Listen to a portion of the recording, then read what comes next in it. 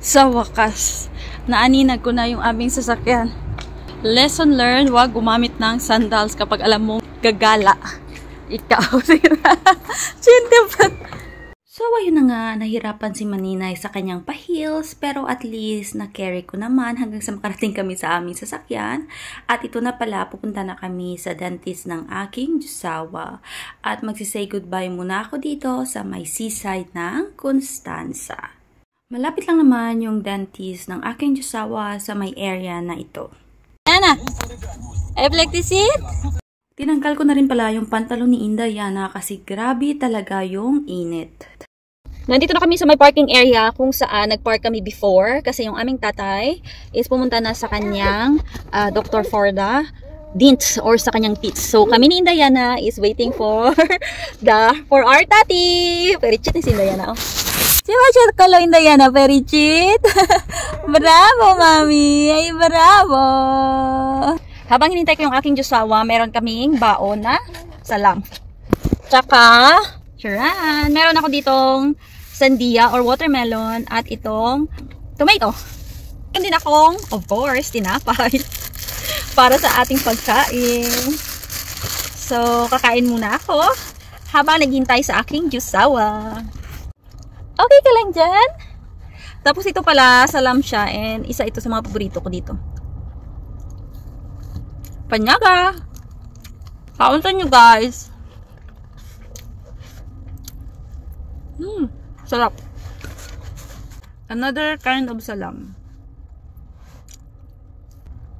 A taste of tomato. Moon. Sandia. Tapos sapla akong kumain. Tapos pinalitan ko na rin si Inday Yana ng kanyang damit. Kasi umiiyak siya. Grabe kasi yung init.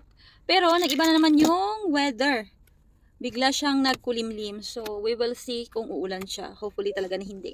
Kasi nga uuwi pa kami sa aming city and later may work pa ang aming tatay. Update sa aming tatay is hindi pa siya natawag. So I think nasalang na siya doon para sa kanyang ngipin. After mga 1 hour and a half is bumalik na yung aking Jusawa dito sa aming sasakyan at ang ganda ng pagkagawa ng kanyang mga ngipin. Kapag nandito ka pala sa may Constanza, ito yung kadalasan mong makikita o yung mga bangka sa daan na may pangalan na City of Constanza. Every time na kami ay nagtra-travel, nagbabaon talaga kami ng foodie ng aking Jusawa para makatipid kami sa mga bilhin kasi medyo pricey din yung mga presyo ng pagkain. At ito pala yung isa na namang bangka na makikita nyo dito sa may daan ng Constanza at super laki niyan. Lalabas na pala kami ng Constanza at nandito na kami sa may toilet para umihi. Nag-stop over na naman kami dito sa my toilet kasi naiihi na naman kami. Tapos ang aming tatay is nagbayad na siya doon sa aming exit dito sa Constanza para hindi na kami doon mag-duhol sang bayad sa nagabantay sa piyak. So diretso-diretso na yung aming biyahe. So let's go!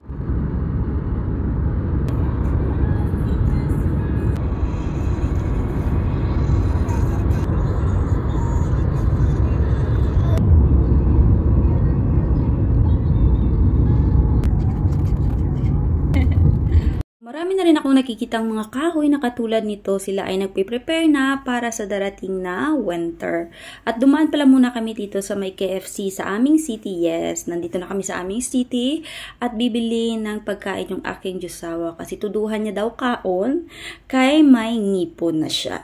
Dito sa aming cities, meron namang dental clinic kaso mas mahal sila dito compare doon sa may Constanza. Nandito na kami sa Calarash. And of course, dahil may ngipin na yung aming tatay. So, naghapit kami diyan ay sa may KFC. So, mapabusugid ko no ang amon nga tatay kay may ngipon na siya. Yehey! Palakpak! Palakpak na kay may ngipon ng tatay. Palakpak ka!